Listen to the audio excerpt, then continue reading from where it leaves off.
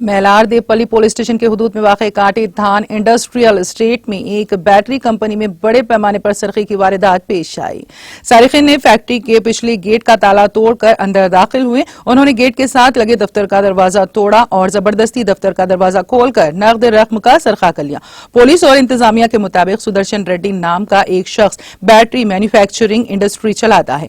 ताहम उसने दफ्तर में बहुत ज्यादा नकद रकम रखी थी। इतवार को छुट्टी का दिन होने की वजह से इंडस्ट्री में बंद थी। पीर को वापस आने के बाद सुदर्शन रेड्डी ने देखा कि कंपनी का दफ्तर खुला है और दरवाजे का ताला टूटा हुआ है। सुदर्शन रेड्डी ने पुलिस को इसकी इत्तला दी। पुलिस क्लूज टीम और डॉग स्क्वाड के साथ शवाहिद इकट्ठे कर रही है। शमशाबाद के डीसीपी प्रकाश रेड्डी, एसीपी गंगाधर और सीआई नरसिम्हा ने जाए हादसे का मुआयना किया। सीसीटीवी फुटेज की बुनियाद पर सारिकीन की तलाश जारी है। पुलिस ने 50 लाख रुपए तक की चोरी का खदशा जाहिर किया। सारिकीन ने सरक़े की वारदात अंजाम देने के बाद सीसीटीवी कैमरे का डीवीआर तबाह कर दिया।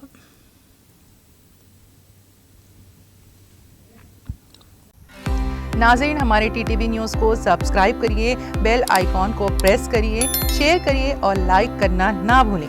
और किसी एडवर्टाइजमेंट से मुताल्लिक़ जानकारी के लिए हमारे इस नंबर पर कांटेक्ट कीजिए। हमारा नंबर है 9550102020।